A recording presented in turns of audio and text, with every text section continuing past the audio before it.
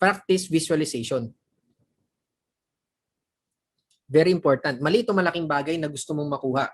Practice mo na yung visualization. Hanggat hindi mo pa nakukuha, kailangan makita mo na muna siya sa minds, sa inner world. Di ba? Yun yung pinag-usapan natin last time.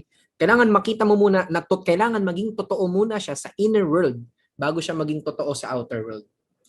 Kasi lahat naman ng bagay lahat ng nakikita mo na bagay sa paligid mo, tingnan mo lahat.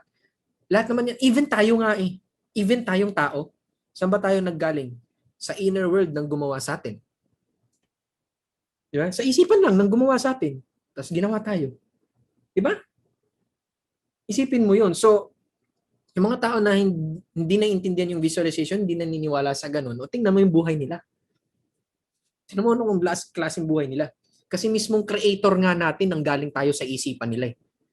Okay, sa isipan ng creator natin pala. Nanggaling tayo sa isipan ng creator natin bago tayo nilikha, tapos di naniniwala sa visualization. At tingnan mo yung buhay nila. Wala namang pakialam yung kasi law yan eh. Wala namang pakialam yung law sa pinaniniwalaan natin o hindi. Basta nag-i-exist siya. Nasa sayo lang kung gagamitin mo o hindi. So practice visualization. So ulitin ko, ang importante sa visualization is yung feelings. Okay. Isang tip rin ito. Maganda rin yung visualization kapag inaantok ka. Okay, inaantok ka na bago matulog or inaantok ka pa pagkagising.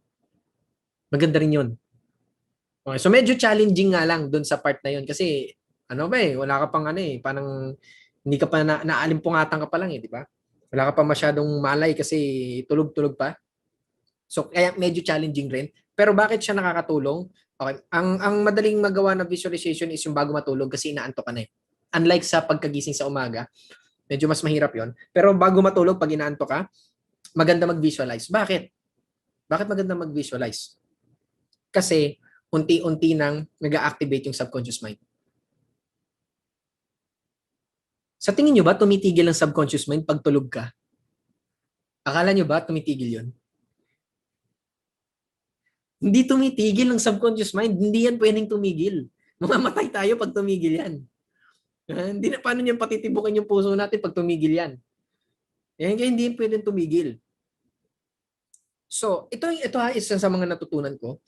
Bakit yung mga billionaire, alam nyo ba, si John Gokong way before siya nawala, na ang meeting daw nila is usually 3 a.m. Meeting, 3 a.m. Di ba? So, tinanong siya bakit ganon. Di ba? Sinagot niya, biniro na lang niya. Sinagot niya kasi wala na yung mga chismosang empleyado, ganun. Biniro na lang niya. Pero ang totoo, bakit ganon? Kasi yun yung time na nag-activate ang subconscious mind. Ngayon, naintindihan niya na ako. Ewan ko kung naka-experience na kayo nung babaran hanggang madaling araw sa mga upline. Hindi yata kasi nila ina-explain to kaya hindi natin naintindihan noon eh. Di ba? Bakit madaling araw? Bakit hanggang madaling araw? Kasi doon nag-activate ang subconscious mind. Kasi ang program natin, dapat ganung oras tulog na tayo. Gising ka pa din. Kaya mapapansin mo, kung nakasama na kayo sa mga mastermind, yan, mga leaders nakasama sa mastermind, sa mga babaran, session na inaabot hanggang madaling araw, gising na gising yung utak, ang daming ideas na pumapasok. Subconscious mind kasi yon. Ang tawag doon is yung alpha state ng mind. Okay, so medyo, medyo Hollywood level shit na ng training yun. At hindi ko na yan dito kasi masyado mahaba yun. Pero ang tawag doon is alpha state. Okay, may iba't ibang state kasi yan. May beta state, may theta state, maraming mga state ng mind yan eh. So, isang example ng alpha state is yun kapag inaantok ka.